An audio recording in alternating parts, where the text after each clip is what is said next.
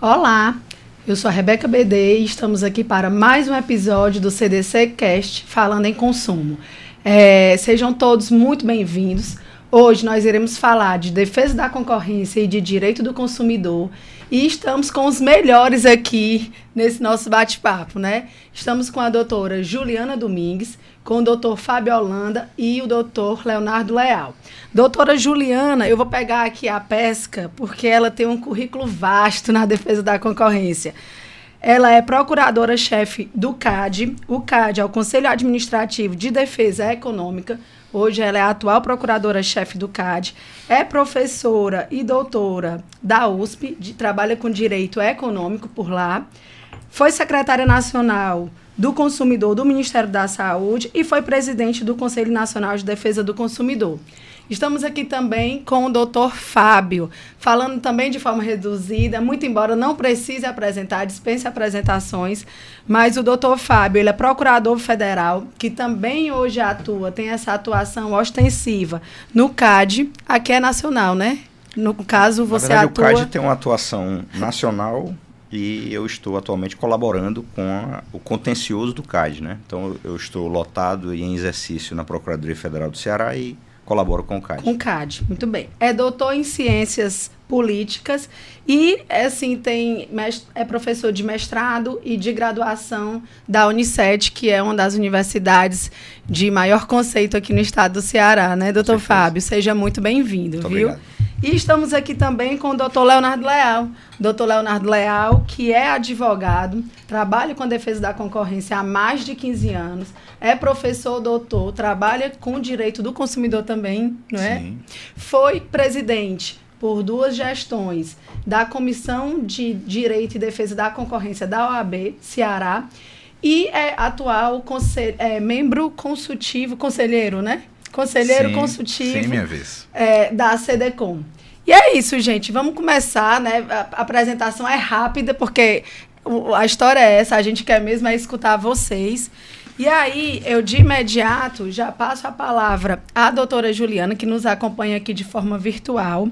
E aí, doutora, assim, a gente estava aqui conversando antes de entrar na nossa gravação, sobre o Sistema Brasileiro de Defesa da Concorrência. Como é que se dá essa atuação do CAD, como é a estrutura do CAD, a relação entre concorrência e consumo, enfim. Fique aí muito à vontade para iniciar e fazer suas primeiras colaborações. E também, se quiser se apresentar um pouquinho mais, fique à vontade. Muito obrigada. Em primeiro lugar, eu queria agradecer esse convite que me foi feito, um prazer estar aqui com vocês, podendo debater esse tema, essa interface tão importante da concorrência e do consumidor.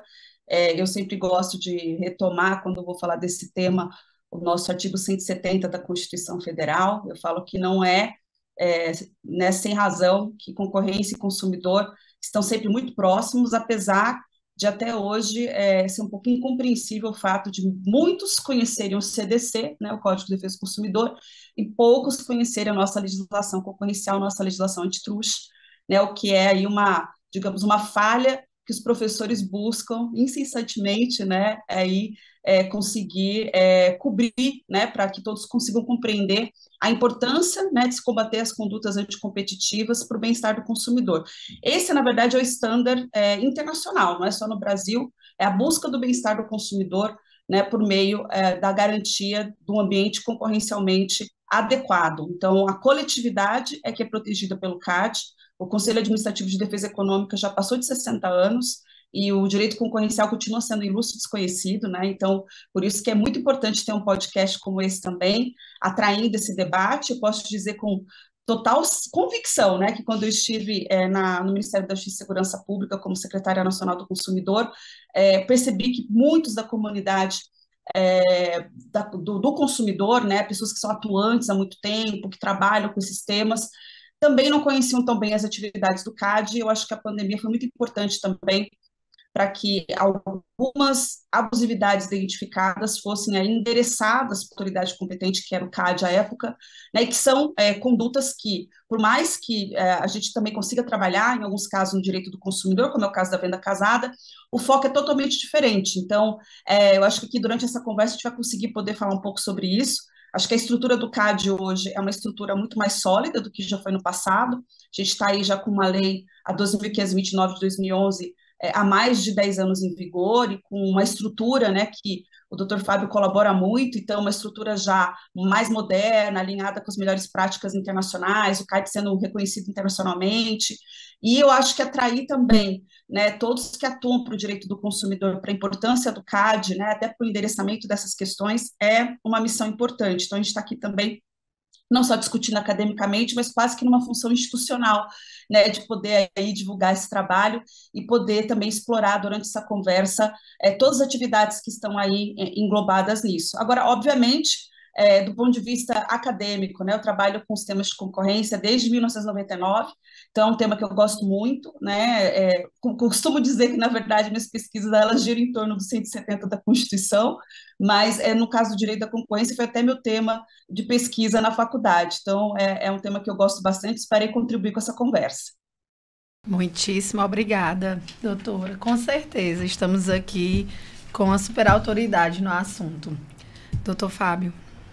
Bom, inicialmente eu quero agradecer o convite que me foi feito, estar no mesmo ambiente discutindo o tema da concorrência do consumo junto com a doutora Juliana e o doutor Leonardo, também com você, Rebeca, que é uma advogada militante, não é? É muito bom.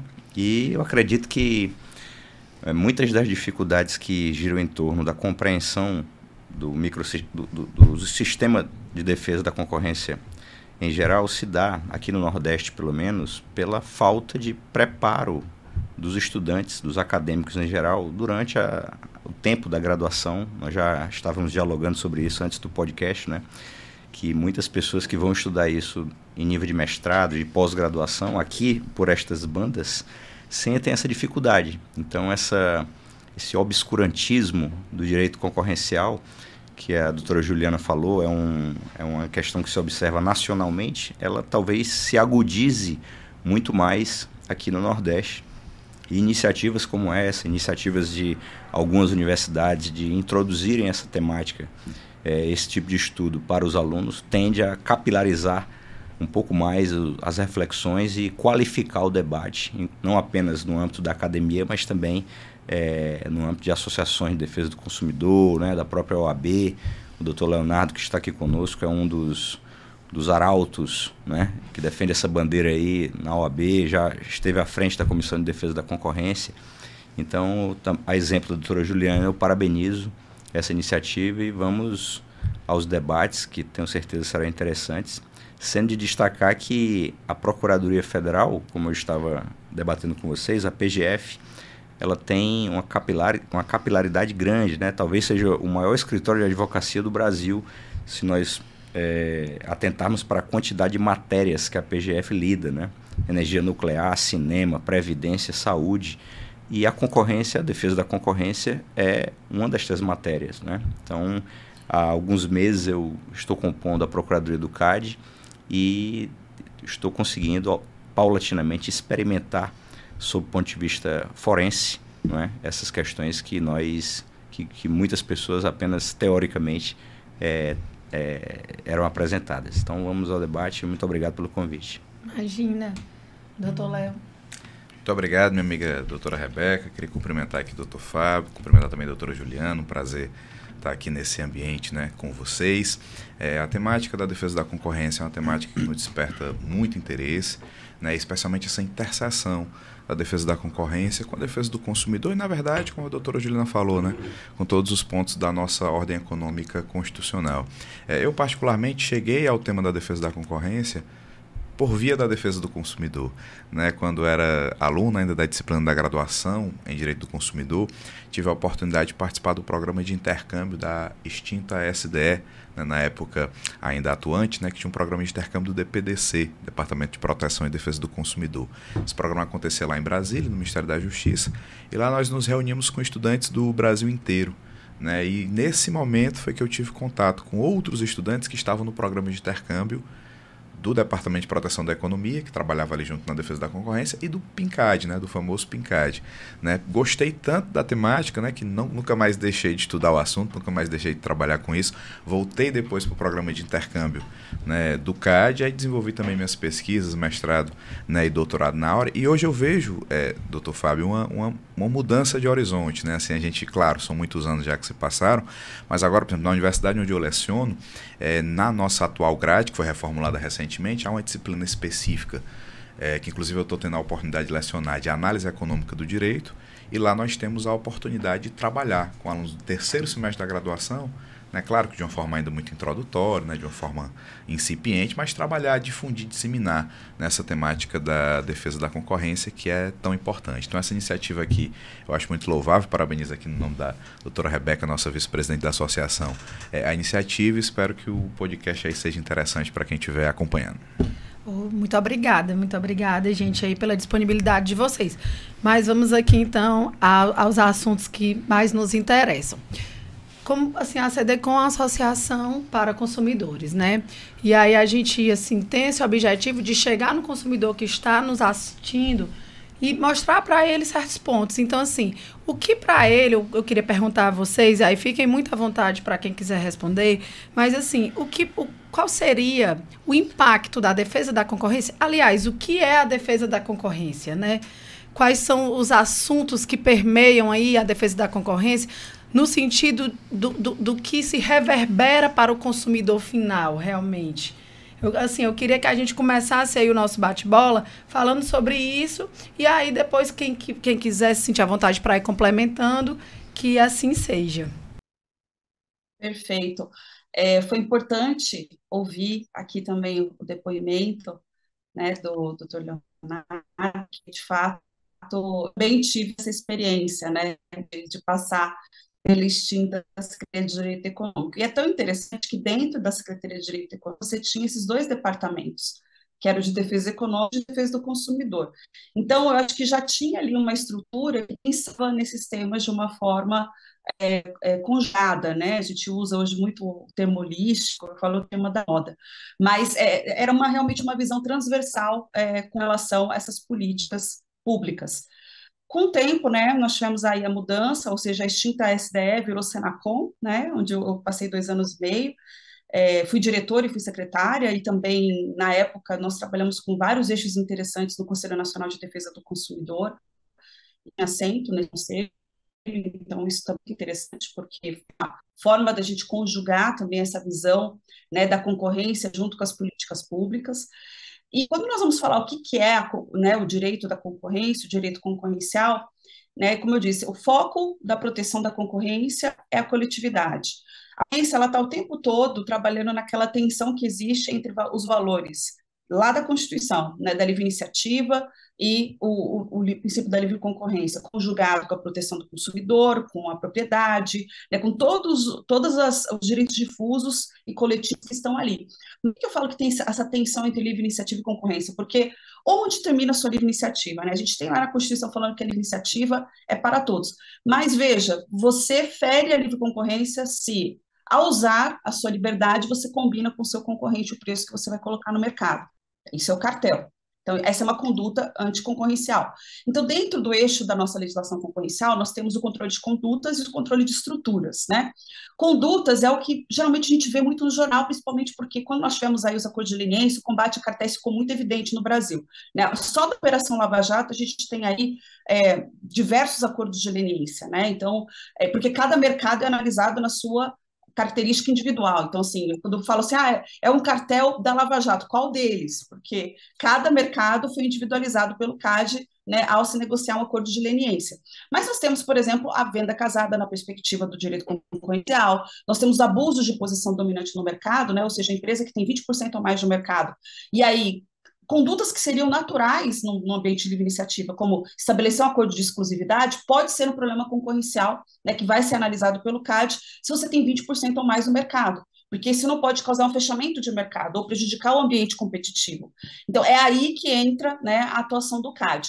Já quando a gente vai falar de cultura de estruturas, são essas grandes operações, né? Quando nós somos grandes, na verdade, pela legislação, na verdade, o grupo econômico, a empresa, de um lado, tem que ter 750 milhões de reais faturados no ano anterior à operação. Então, numa operação realizada hoje entre concorrentes, né, o que ela vai ter que avaliar é o faturamento de 2022. Então, a empresa ou seu grupo que atingiu 750 milhões de reais e o outro 75 milhões de reais, tem que obrigatoriamente endereçar esse tema para o CAD. A maior parte das operações vão em rito sumário, são simples, não causam problema para a concorrência, mas as que viram mídia são as que são complicadas, né?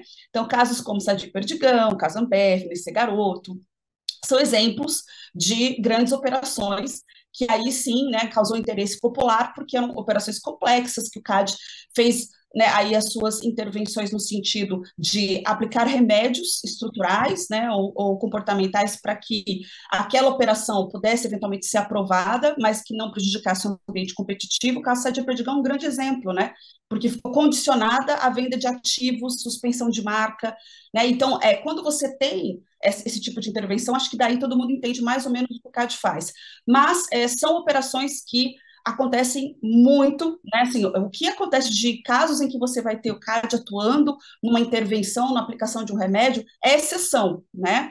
Os casos de veto, por exemplo, não chegam a 1% do que o CAD já analisou na sua história.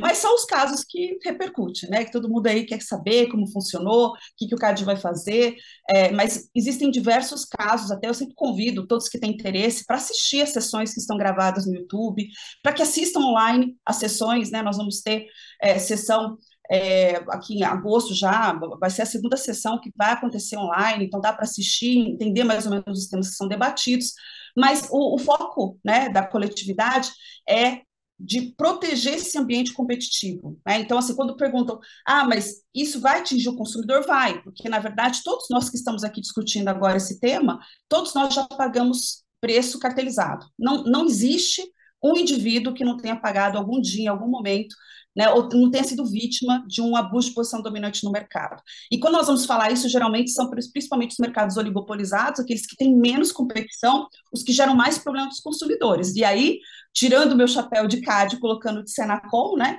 quando nós pegávamos, por exemplo, consumidor.gov.br, as empresas mais reclamadas, setores mais reclamados são os setores com menos concorrência, os que são mais concentrados, que têm aí menos agentes econômicos. Então, existe uma relação, inclusive a economia explica isso, fiquei feliz aí que vocês estão tendo também estudando análise econômica do direito, que é a base do direito concorrencial também, né? Tanto que a gente nem segmenta isso quando vai trabalhar com antitruste, porque toda a parte de análise da racionalidade econômica de uma determinada conduta, né? Por que os agentes econômicos vão cartelizar? Porque eles querem obter lucros, né? Tanto que não é racional você ter um cartel de 120 pessoas, porque como você coordena 120 agentes econômicos, será que aquele que tem 1% quer continuar com 1%, né? Então, não existe racionalidade econômica para isso. Então, esses temas são trabalhados com certa tranquilidade, né, no direito concorrencial, a base, né, de direito e economia, mas eu acho que como a gente também não tem muito isso na faculdade, acho que essa é uma mudança também, né, por exemplo, a minha turma da USP começou a ter direito concorrencial como matéria obrigatória, também numa mudança de grade em que eu lutei por isso, né, então, isso que a gente está falando da Universidade de São Paulo, né, também, tem até como uma grande referência no direito econômico. Mas, veja, direito econômico é muito grande, né, a gente está falando de direito antitruste que está ali dentro. Então, acho que esse é um debate bom para a gente falar o que é, né, você falou, começar com o que é, o que ele faz e onde ele vai atingir a coletividade. E uma coisa que muitas pessoas não sabem é que o CAD é quem mais contribui para o Fundo de Direitos Difusos e Coletivos, que é gerido pela Secretaria Nacional do Consumidor, no Ministério da Justiça, né, que é um fundo direcionado também para muitas políticas públicas e para atividades de proteção e defesa do consumidor. Então, as multas coletadas pelo CAD, que também, de termos de compromisso de cessação, tem que as partes aplicar o valor da multa, né, vai direto para esse fundo, e o CAD tem sido o maior contribuinte desse fundo, o que também torna muito importante o fato de você continuar lutando, né, para combater esses abusos que acontecem contra a nossa ordem econômica. Excelente. Realmente, a doutora deu vários exemplos aí de situações que ofendem, né, diretamente o consumidor. E, assim, além disso, a gente pode falar das mais simples até as mais rebruscadas e tudo, mas até dentro de um supermercado a gente vê ali rótulos, embalagens que são similares, que estão ali para confundir mesmo o consumidor, né? E o próprio Código de Defesa do Consumidor, que tem uma base principiológica, ele busca evitar esse tipo de conduta. No artigo 39 mesmo do Código de Defesa do Consumidor, está lá nas práticas abusivas, né? Esse tipo de conduta a ser realmente, veementemente afastada.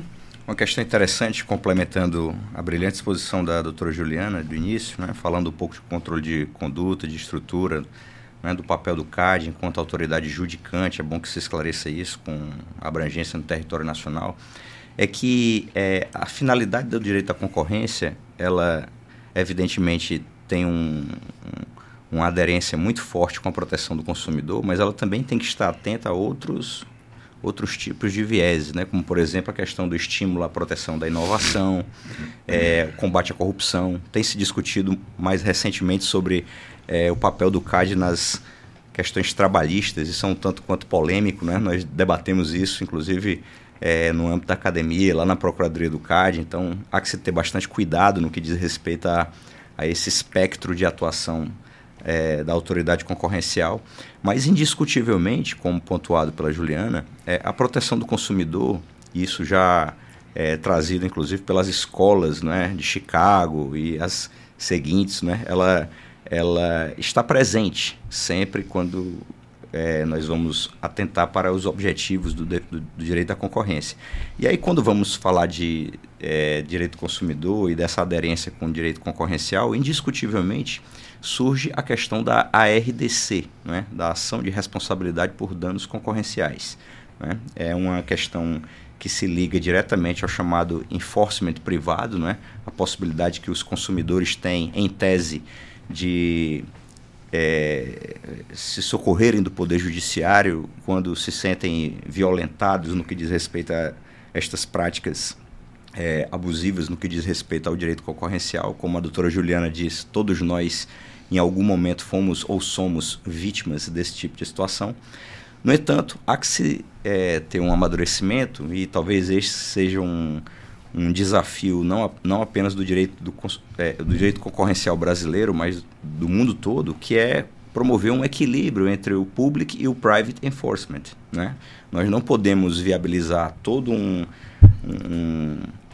arcabouço normativo e facilidades ao consumidor para essa reparação de danos, comprometendo o sistema de atuação público do CAD, né? Nós temos, como a doutora Juliana disse, acordos de leniência. Eu trouxe até alguns números aqui que logo mais posso apresentar a vocês, né? Estão disponíveis no CAD em números de termo de cessação de conduta que seriam amplamente comprometidos se o acesso, por exemplo, às provas fosse irrestrito, se não houvesse sigilo no que diz respeito à implementação de algumas regras de ouro destes programas. Então, uma primeira questão que eu gostaria de pontuar aqui, talvez para até tirar um pouco de romantismo no que diz respeito à defesa do consumidor, é que nós não podemos estabelecer uma lógica de tudo ao consumidor de uma maneira irrefletida, né? Evidentemente que ninguém vai se colocar aqui contrário à necessidade do consumidor ser protegido, né, como um vulnerável a priorístico que em várias áreas, né? O consumidor tem a vulnerabilidade técnica, informacional, jurídica, algorítmica agora, né? Mais recentemente tem se estudado bastante isso, mas o que é fato é que, a despeito dessa constatação, que não se discute quanto a isso, existe também toda uma sistemática bastante sofisticada do direito da concorrência que tem uma razão de ser e que deve ser preservada também, alguns de seus institutos, algumas de suas liturgias, porque só a partir de algumas destas regras é que é possível reduzir esse abuso de posição econômica que a doutora Juliana falou, não é? Que se promova o sancionamento por parte da autoridade concorrencial no âmbito, por exemplo, de cartéis e, portanto, eu diria que o equilíbrio entre o public e o private enforcement é algo que permeia o estudo de muitos pesquisadores, né, de muitas autoridades concorrenciais pelo mundo, e aqui no Brasil, evidentemente com a cultura ainda por se desenvolver, nós estamos ainda, em termos históricos, atrás dos Estados Unidos, né, atrás da União Europeia, mas temos já alguns anos de amadurecimento dessa temática e precisamos ter essa consciência de que existe uma dualidade que deve ser respeitada e que deve estar em harmonia, né, quando vamos tratar dessas duas matérias. Esses números, doutor Fábio, que o senhor falou, tem como, assim, vocês então conseguem acompanhar em relação ao volume de ações judiciais que são promovidas, como é? Um desses números que eu pontuei aqui para vocês, me permitam aqui ler esse dado que eu trouxe aqui, mas que é de amplo acesso a quem se interessar, é dos acordos de leniência e adesões. Isso aí é atualizado em 1º de março de 2023. Né? Então não é, nem 6 meses. Não é de ontem, mas, vamos dizer, Sim. historicamente é recente. Né? Sim. Nós tivemos acordos de leniência assinados de 2003 a 2023, portanto, no período de 20 anos, 109 acordos de leniência. Né? E aí, se nós analisarmos o gráfico, nós vamos perceber que existem momentos em que esses acordos de leniência são mais destacados e outros menos. Né? É claro que se você analisar historicamente, no começo, lá no comecinho, desde 2003, nós tínhamos menos acordos de leniência que eram firmados. Né? E à medida que o tempo foi passando e a questão foi se refinando, né? Amadurecendo, né? Isso vai naturalmente sendo...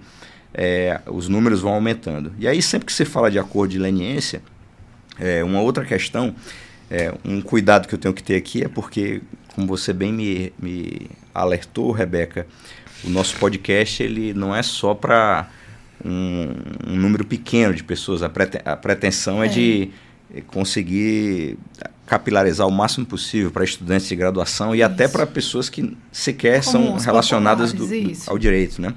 Mas quando se fala de acordo de leniência, nós estamos falando de uma relação entre o direito e a teoria dos jogos, né? E aí você tem que oportunizar a estes agentes econômicos que, em algum momento, eles encontrem alguma facilidade em dispor de informações privilegiadas para a autoridade concorrencial, a fim de que a autoridade consiga, num tempo mais reduzido, com menos custos, descobrir determinadas infrações que, num tempo normal e numa atuação exclusiva, demoraria muito tempo, né? Envidaria muitos esforços públicos, muitos gastos. E aí o Estado, então, para abreviar, por exemplo, a descoberta de determinadas infrações, ele adota programas de leniência. Os programas de leniência eles não são iguais em relação a todos os países, né? Tem características diferentes, a depender do país que estejamos tratando. E aqui no Brasil, a Lei 12.529, ela adota algumas peculiaridades nesse modelo de leniência que favorecem a conduta daquele agente que decide, então, fornecer essas informações à autoridade concorrencial com estes propósitos. E aí, quando falamos disso, quando falamos de teoria dos jogos, né, desse jogo em que o agente vai fazer uma análise para identificar se é vantajoso, se é mais vantajoso para ele fornecer essas informações à autoridade concorrencial em troca de alguma coisa, evidentemente que uma destas coisas que são fornecidas a esses agentes é o sigilo, né, de determinadas situações em que ele se posiciona ao tentar colaborar com a identificação dessas investigações, dessas condutas, dessas práticas que são danosas a esse equilíbrio econômico. E aí, quando nós falamos disso, evidentemente que isso tem uma relação bastante direta com o objeto do nosso podcast aqui, que é a tutela do consumidor, não é? Nós não podemos, aliás, podemos, mas é uma atividade bastante sofisticada, bastante difícil você conciliar a manutenção, o incentivo de acordos de leniência com uma ampla e restrita um amplo e restrito acesso a documentos para consumidores, né? É uma linha muito tênue. É uma linha bastante tênue, é uma atividade que, como eu falei, tem mobilizado autoridades concorrenciais no mundo todo, pesquisadores, né?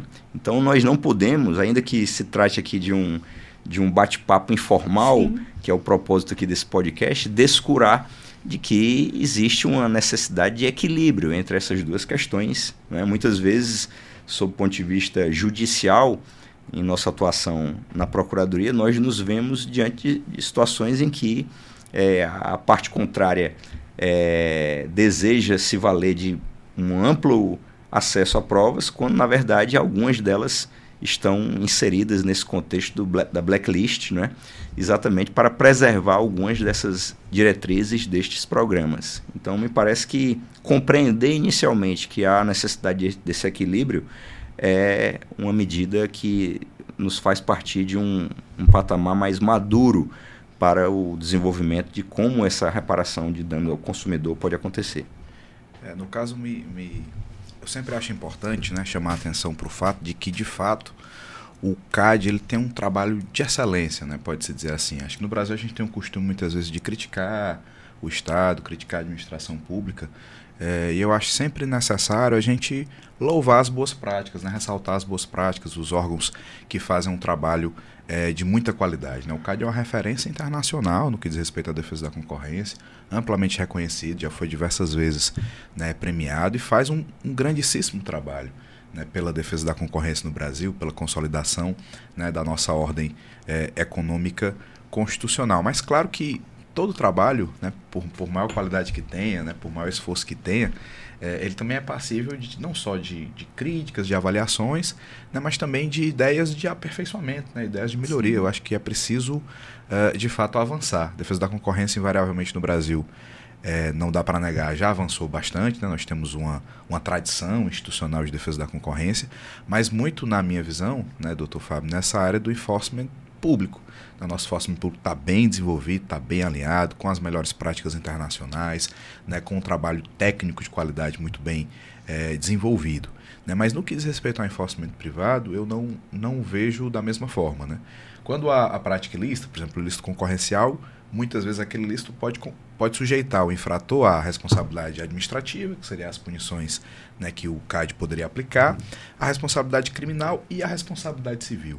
Então, acho que, no meu entendimento, doutor, hoje, quando uma empresa, por exemplo, ela ventila procurar o CAD para fazer um TCC, para fazer uma leniência, não estaria, pelo menos a preço de hoje, no radar dela sequer, né, a questão da responsabilidade civil. Né, da responsabilidade civil, porque nós não temos essa tradição e essa cultura, né, do manejo de ações judiciais. Tanto que, né, na dinâmica da Lei 2.529, não havia a priori, após a alteração passou a ter, mas sequer um benefício ou algum tipo de previsão a respeito da responsabilidade civil. Existia a possibilidade para a persecução criminal, existia a possibilidade para a parte administrativa, mas para a parte da responsabilidade civil isso sequer vinha a ser, né, considerado. Então, particularmente, eu entendo que é uma das temáticas do momento, né, em sede de defesa da concorrência. O alinhamento ele precisa acontecer, né, os excessos não podem ser cometidos, inclusive sob o risco de você atrapalhar o desenvolvimento da defesa da concorrência. A defesa do consumidor, o próprio código fala, né, não pode inviabilizar o exercício da atividade econômica, não pode ter esse propósito, não pode ter esse viés, mas eu penso que é preciso avançar muito nessa parte do enforcement privado e da responsabilização civil. Claro que ainda há muitas nebulosidades a serem descortinadas. Era isso que eu ia te perguntar, Leonardo. Por que você acredita isso ao quê? O fato de nós termos poucas ações? Sim, nesse âmbito. Olha, principalmente, eu particularmente, não sei os demais expoentes aí podem contribuir talvez com mais propriedade até, mas eu particularmente acredito a dois fatores principais. O primeiro seria a falta de uma cultura de defesa da concorrência efetiva, disseminada, inclusive no meio jurídico mesmo, né, entre os advogados, entre a sociedade civil organizada. E o segundo é a dificuldade técnica mesmo, o tema é sofisticado. né? Então, quando o CAD atua, mas com muita especialização, né? Com trabalho de muito levantamento de documentos, levantamento de provas, com trabalho muitas vezes até de investigação profunda, de fato, né? Reunião de documentos, análise do ponto de vista econômico. Então, vamos dizer assim, para a iniciativa privada, que não tem a mesma estrutura, que não tem a mesma tradição, o mesmo conhecimento, e para o próprio judiciário, né, mesmo com juízes altamente competentes, comprometidos e dedicados, né, os tribunais que nós sabemos que têm, né, julgadores de muita qualidade, também não tem aquela expertise que o CAD, como órgão administrativo judicante, tem, né, e desenvolveu. Então, acho que são os dois fatores que nos desafiam, né, a ter esse avanço nessa perspectiva de ações. Esse fortalecimento, isso, né? Mas não sei se os doutores, a doutora Juliana pensa diferente, ou o doutor Fábio querem falar de outra maneira. Olha, na verdade, eu acho que é realmente isso. Primeiro, eu acho que muitos desconhecem o fato de que podem buscar reparação.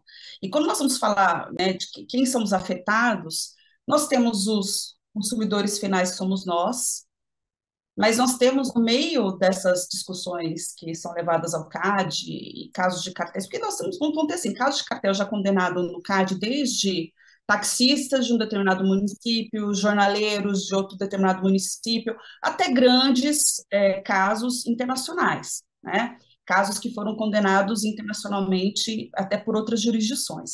Mas nesses casos, né, às vezes você tem quem pagou o valor cartelizado, um indivíduo, ou às vezes é uma empresa, né? Então, por exemplo, cartel dos gases hospitalares, né? Os hospitais pagaram um produto a preço de cartel. Tivemos um movimento em que determinados hospitais foram buscar essa reparação, isso antes até da mudança da legislação. Mas, veja, ali, obviamente, alguém especializado disse, vocês podem buscar isso. Para o judiciário é um desafio? Sempre, porque nós temos uma geração de magistrados que não tiveram nenhum contato com o direito concorrencial. Então, o que o doutor Fábio Holanda sofre hoje junto comigo é uma certa lentidão para determinados temas que estão em curso, né? E aí há mais de década, né? A gente está falando aí de casos que às vezes ficam quase 2 décadas até chegar ao STF, mas porque, no meio de todo o volume que nós temos hoje concentrado nos gabinetes dos magistrados, vocês imaginam o que é chegar a um acordo de leniência, um caso complicado, como foi dito aqui, é muito bem instruído, então são volumes e volumes.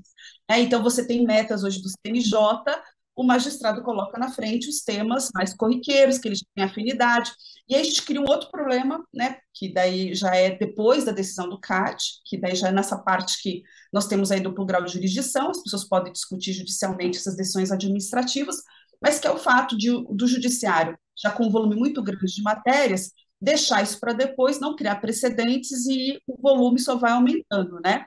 Então, de fato, o que nós temos hoje como um lado positivo de tudo isso, né? Hoje, para se discutir judicialmente qualquer tema, tem que se fazer um depósito, né, do valor aí da sanção. Então, já são criados alguns mecanismos para garantir, né, que ao final de uma longa lide, nós tenhamos aí pelo menos uma garantia do recolhimento dessa multa que foi aplicada, mas nós temos também as sanções não pecuniárias, que às vezes são mais severas do que as pecuniárias, né? Então, para quem, por exemplo, não sabe, muitos casos de cartel ocorrem em licitações públicas. E aí, nesses casos, se você fixa na sanção, não poderá mais, né, participar de licitação, às vezes você inviabiliza o negócio, que é o negócio da empresa, então é muito mais severo do que pagar depois um valor pecuniário fixado com base no faturamento, né, daquela empresa. Então, hoje tem um grande debate em cima disso também, né? Acho que na última sessão do CAD nós tivemos bastante esse debate das sanções não pecuniárias, e no mundo que a gente tem hoje, né, tão globalizado, eu acho que esses temas que são relacionados à imagem da empresa também estão ganhando um outro contorno, né, que nós não tínhamos há 10, 20 anos. Então, acho que soma esse fato do desconhecimento, soma o fato de que são casos complexos, não é uma coisa... e eu acho que a instrução processual, né, o processo administrativo evoluiu muito. O processo administrativo no CAD sempre foi muito mais cuidadoso do que eu costumo ver em outros lugares, mas evoluiu muito, né? Então, nós temos hoje que tomar todo um cuidado com relação à consequência das decisões, né? A LINDB já diz no artigo 2021. Então, nós tivemos uma evolução muito grande e, ao mesmo tempo, eu acho que nós temos que cada vez mais conscientizar, inclusive os órgãos de proteção e defesa do consumidor, que eles têm um instrumental disponível lá no CAD para reforçar né, o que se busca, que é garantir melhores produtos para o consumidor, garantir um ambiente mais competitivo, que vai fazer com que o que nós vimos na telefonia, né, quando era um monopólio, era pouquíssimo acesso você tinha, o telefone declarado no imposto de renda. E hoje você tem a possibilidade de trocar de operadora, porque você também não tem mais o aprisionamento com relação ao número. Muitos ficavam ali presos como operadora porque tinham medo de perder os contatos. Então, esses mecanismos são mais competitivos, né? Você cria mais concorrência e o consumidor ele consegue garantir o seu bem-estar. Então, se vocês forem buscar, não precisa ser nem na teoria econômica chicaguiana. O Amartya Sen vai falar isso também, né? Que é a base de todas as políticas públicas da ONU, quando ele vai falar, defender no livro dele, né?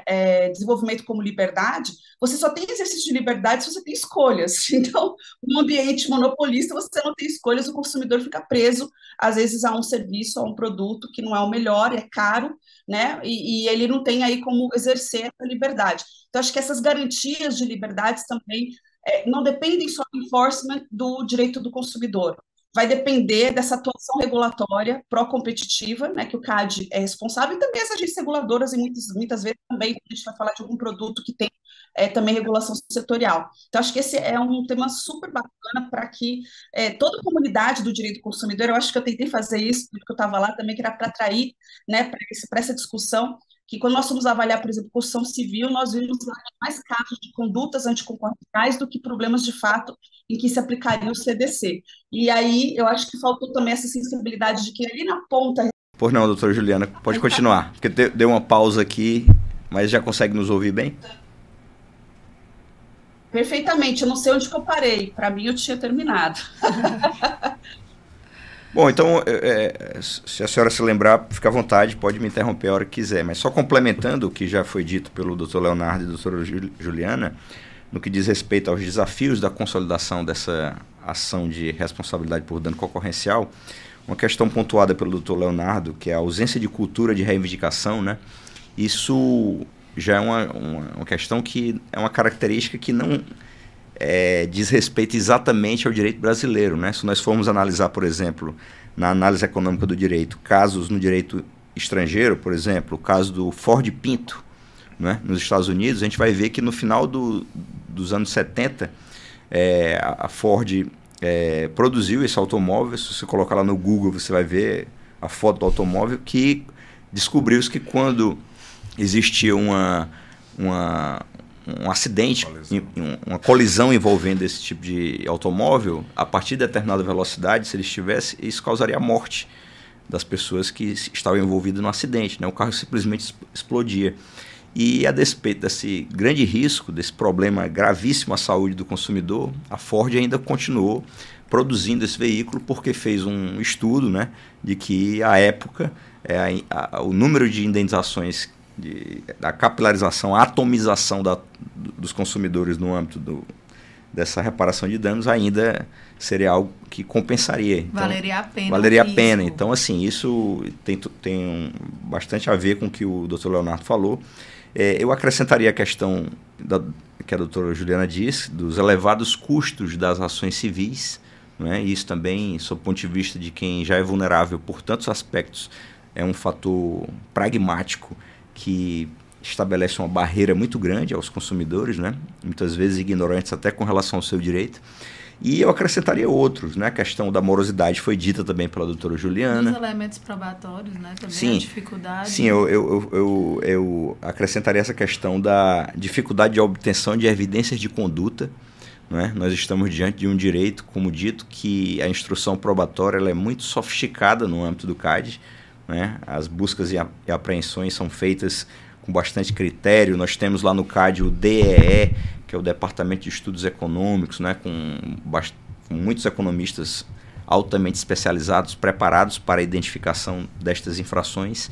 E evidentemente que o consumidor sozinho, ou mesmo até uma associação, não dispõe de um arcabouço tão sofisticado para identificar essa questão das condutas. Uma outra questão é a dificuldade de análise econômica sobre o nexo causal, né, entre a conduta e aquele prejuízo causado ao consumidor. Você imagine a um consumidor individual ter que fazer essa análise, eu diria que é quase impossível né, que ele tenha condições de fazer isso. E a dificuldade de cálculo do dano, né, que também é uma questão difícil até para players mais sofisticados, né? É difícil até para o CAD, é difícil até para um magistrado, você imagine para, repito, o consumidor. Então, só complementando a excelente intervenção do Dr. Leonardo e da doutora Juliana, eu diria que o consumidor é uma constatação infeliz, né? Que eu estou imiscuído nisso, porque todos nós somos consumidores.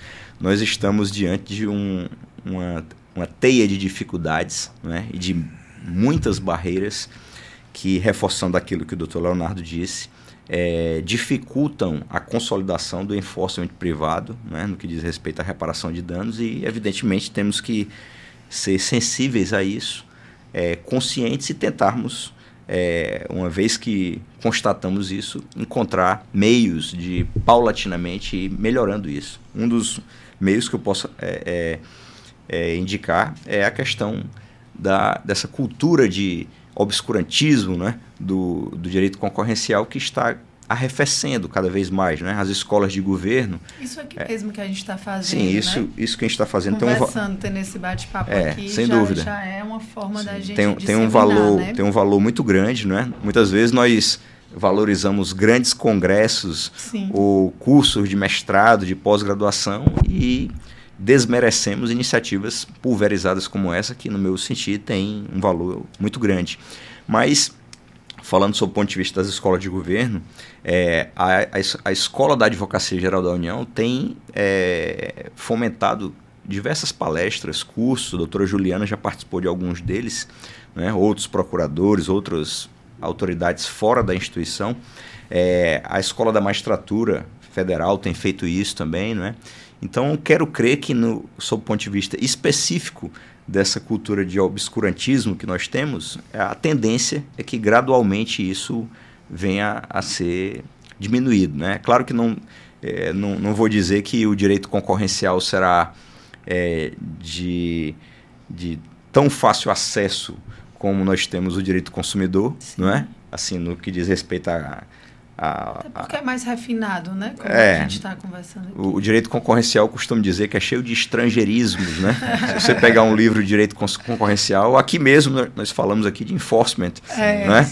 Então, o direito concorrencial é cheio de estrangeirismos, e até por isso, né, é mais um elemento que também dificulta, né? Distancia. Quando você vai atrás de autores do direito concorrencial, aí você vai ver lá o Hovenkamp, né, que teve agora com a Juliana na Grécia, né, no Congresso, e tantos outros americanos, europeus, que muitas vezes, para o estudante do direito, já tem alguma dificuldade de acesso a essas informações, hoje menos, né, do que na minha época, na época dos nossos colegas aqui, que, né, eu acho que a Juliana também, nós já tínhamos conversado sobre isso, nós somos graduandos do século passado, né?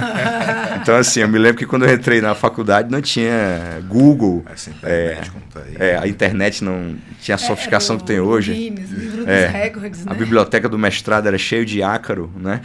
E hoje, evidentemente, que muitos desses referenciais teóricos, livros, legislação, você tem acesso de uma maneira muito mais ágil, né? E isso, naturalmente, facilita, e também é um fator de esperança para que no futuro nós tenhamos, para que esse ponto específico do nosso debate seja superado, né? Sim, sim. Fábio, você falando isso, eu me lembrei agora só uma questão pontual, que eu participando uma vez do PINCAD, um conselheiro dando uma palestra lá, a primeira coisa que ele disse é que não tinha nenhuma doutrina brasileira, palavras dele, tá?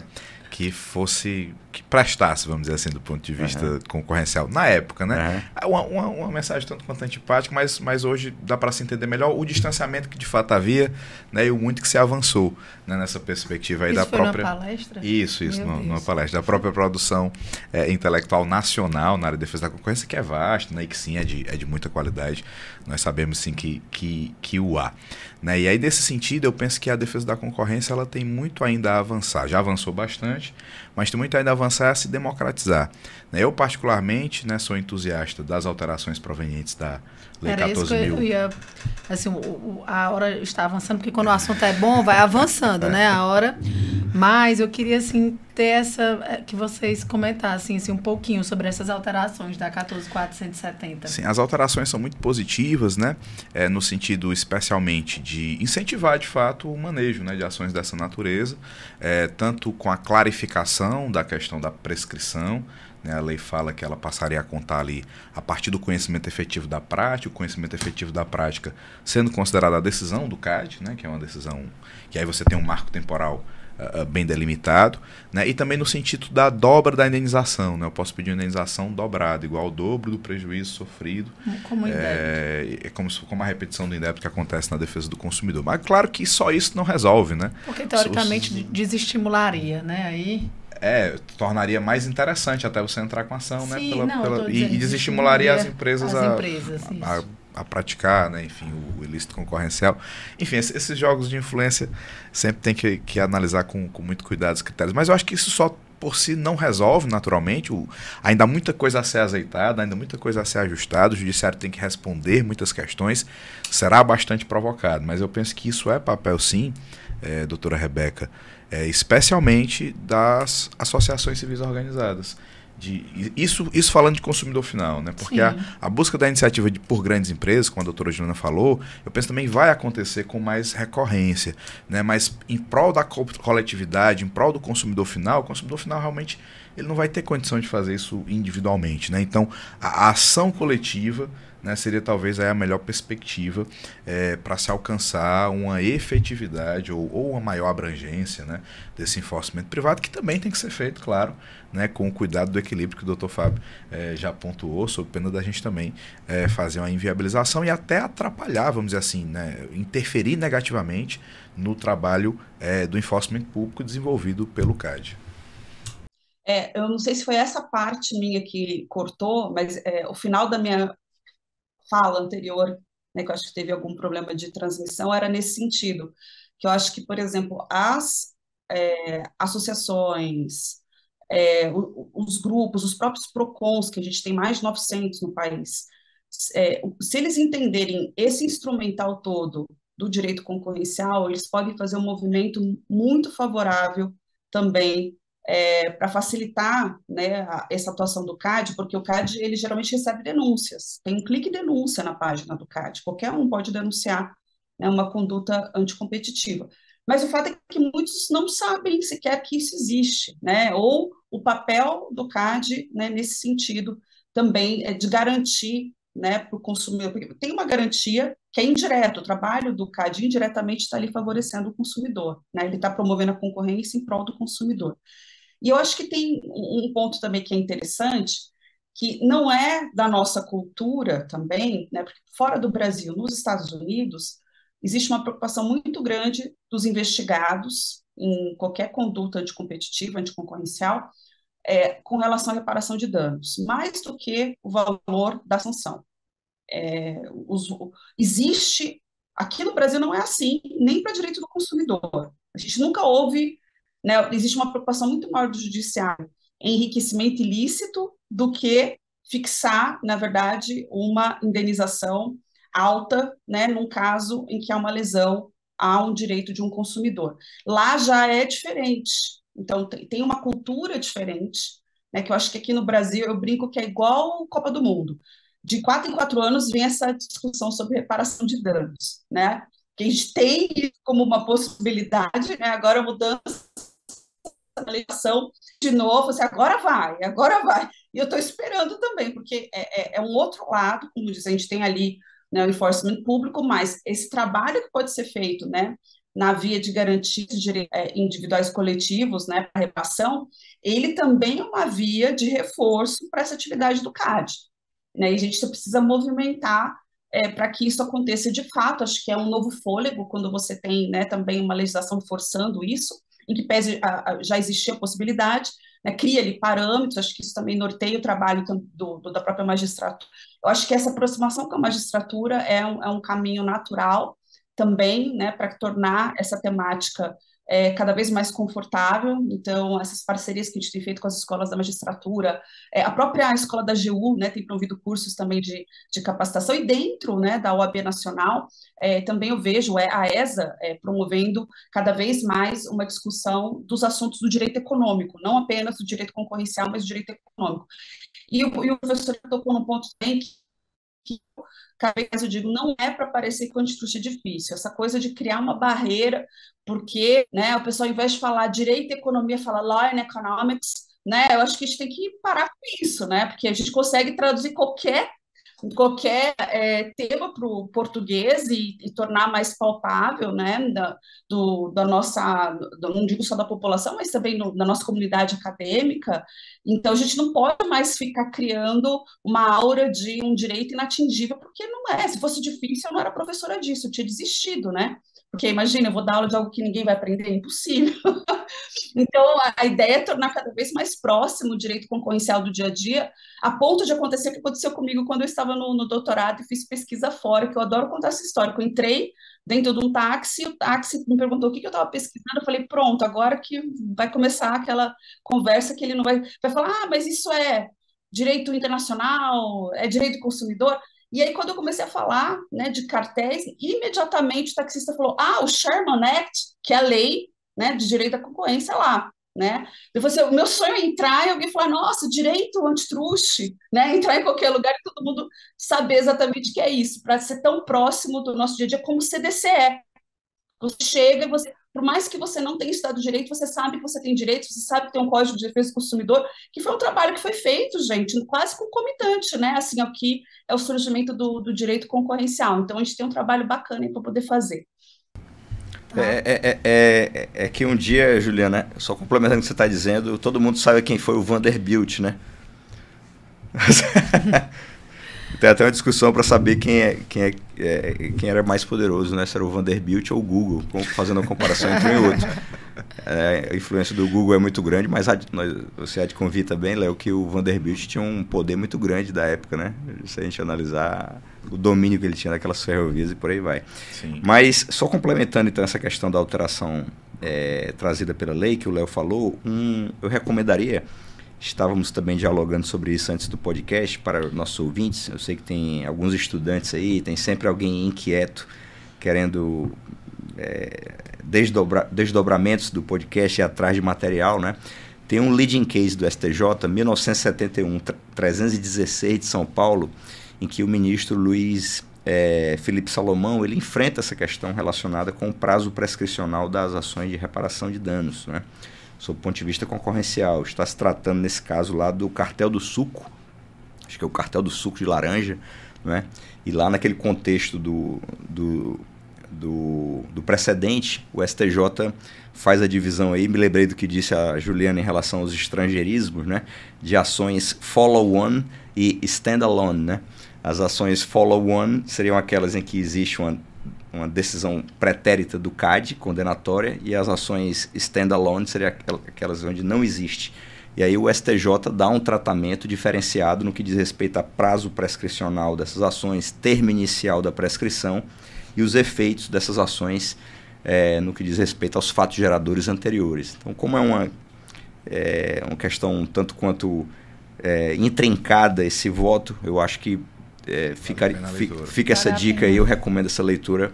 Certamente é um material interessante, um ponto de partida que pode ser objeto de pesquisa, de artigos acadêmicos, né, de reflexão por parte da Associação de Advogados, do próprio poder público, né, para que se faça uma crítica acadêmica, se for o caso, esse posicionamento do STJ, né, e vem bem a calhar, é bem específico disso que nós tratamos agora há pouco.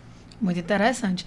A gente já se encaminha aqui para o final, né? Então, eu vou pedir que vocês façam as considerações finais de vocês sobre essa temática de forma, assim, muito rapidamente, né? Uma vez que a gente já está com mais de uma hora aqui conversando, o nosso... Ainda bem que o assunto foi bacana, né? Foi leve, então eu acredito que, com certeza, nós iremos aí conseguir alcançar um público bem bem bacana, bem amplo.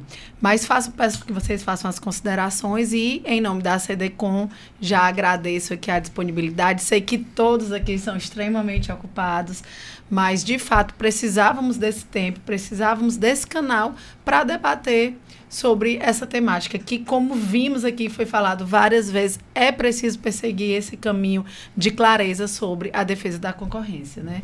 Então, aí eu já passo a palavra para a doutora Juliana e aí, de forma sequencial, vocês vão se despedindo aí. Eu queria agradecer o convite, dizer que eu acho que essa iniciativa ela é muito importante para desmistificar, né, as áreas que tocam, né, também na proteção e defesa do consumidor, sem propriamente, né, ser a aplicação pura e simples do CDC.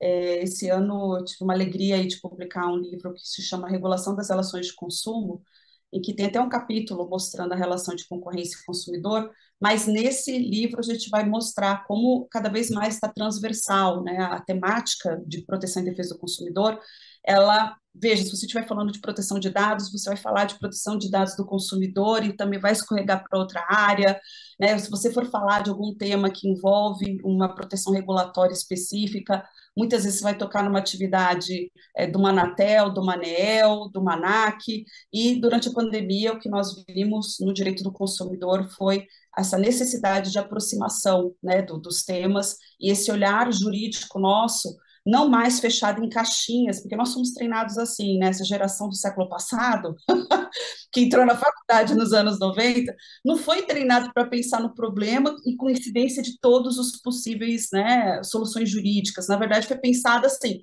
como eu resolvo isso só com o direito do trabalho, só com o direito do consumidor, com o direito constitucional. Eu acho que a gente vai ter que começar a vencer um pouco essa forma de pensar, né, porque o direito ele é um fenômeno que vai tocar aí muitas áreas diferentes, isso é um desafio e ao mesmo tempo eu acho que é apaixonante, né, porque se todos nós aqui esgotássemos, né, o que nós gostamos, eu acho que não teria essa motivação de estar aqui debatendo. Esse campo de reparação de danos, eu acho que é um campo muito bom para quem gosta também de contencioso, né, para pensar nesse contencioso relacionado à atividade do CAD e também pensando no consumidor, né? Então, acho que esse é um ponto bem interessante para ser pensado e queria me colocar à disposição de vocês, dizer que é um prazer enorme, acho que essa é a função também de difusão, né, do direito à concorrência, que o professor Leonardo tocou nisso, né, que a gente precisa trabalhar com essa cultura concorrencial, então não deixa de ser um trabalho também de difusão dessa cultura concorrencial, agradecer ao professor Fábio Holanda, que tem feito um trabalho também brilhante, trazendo esses temas e mostrando aí toda essa força que vocês têm, né, acho que grandes juristas vieram do Nordeste não é à toa, né, vocês sempre abrilhantam aí todas as discussões e são super aguerridos na difusão de temas que estão sendo discutidos na ordem do dia, então muito obrigada por me colocar aí junto desse trio maravilha que vocês formaram, espero ter colaborado com esse debate. Somos nós que agradecemos, doutora. Bom, eu, da minha parte, só posso agradecer inicialmente ao convite que me foi feito, né, pela doutora Rebeca, representando a CDCom, dizer que é um motivo de muita honra estar junto aqui dessas pessoas, parece um pouco clichê, mas é absoluta verdade o que eu estou dizendo, né? Eu tenho um respeito muito grande pela atuação profissional e acadêmica dessas duas pessoas que estão aqui comigo, né? Da doutora Rebeca também, né? Doutora Juliana eu já acompanho, antes de trabalhar com ela na Procuradoria do CAD, eu já acompanhava o trabalho dela na defesa do consumidor, por exemplo, né? Doutor Leonardo, já estivemos juntos em congressos anteriores, e já dialogamos sobre isso, o irmão dele é meu colega da Procuradoria Federal, sujeito extremamente competente. Então, dizer que esse debate precisa ser aprofundado, né? A propósito dessa transdisciplinaridade que a doutora Juliana falou, sempre que eu vou falar com os meus alunos sobre as considerações da pós-modernidade no âmbito das relações de consumo, eu me valho de um pensamento do Edgar Morin, né, que é um teórico que cultua esse diálogo entre esses diversos saberes, né, essas diversas formas de conhecimento, e me parece que se nós queremos compreender essas vicissitudes, esses caminhos tão complexos que envolvem as relações de consumo, nós precisamos estudar muita coisa além do Código de Defesa do Consumidor, né? As respostas para muitos dramas, para aflições sociais relacionadas com os consumidores, elas transcendem o excelente diploma normativo que nós temos, né? A Lei 8.078 ainda é um diploma de vanguarda, apesar de ter já algumas décadas, ainda é considerado uma norma vanguardista no que diz respeito às ações coletivas, por exemplo, mas nós precisamos transcender esse estudo, né? Quem sabe só direito do consumidor não sabe direito do consumidor. Então nós precisamos avançar um pouco mais, e debates como esse são excelentes oportunidades para nós aprofundarmos isso. Muito obrigado. Nós que agradecemos, doutor Leonardo. Muito obrigado, doutora Rebeca. Queria em seu nome aí parabenizar, agradecer a SEDECOM pela iniciativa, né, de promover tanto a sequência desses podcasts, como esse especialmente sobre esse tema, né, que é um tema que para mim é muito relevante. Muito feliz de poder estar aqui hoje com essas duas autoridades, literalmente, né, da defesa da concorrência atualmente no Brasil. Eu estive aqui muito mais numa condição de aprendiz e de curioso do que qualquer outra coisa, né? Aproveito até para parabenizar tanto o trabalho do Dr. Fábio, que tem feito aí do ponto de vista acadêmico, né, um arauto aí do direito econômico aqui nas nossas terras, e também o seu trabalho à frente da Procuradoria Federal, que a gente também acompanha aí, sabe que tem sido de muita dedicação, né, de muita excelência. Parabenizar a doutora Juliana, né, por todo o seu contributo aí do ponto de vista acadêmico e também institucional, né, o trabalho que foi feito à frente da Senacom e o trabalho que vem sendo feito aí, sendo desenvolvido na Procad, que tem sido muito importante para essa consolidação da defesa da concorrência e do direito econômico como um todo no Brasil. E eu continuo aqui sendo entusiasta, né, defendendo essa temática.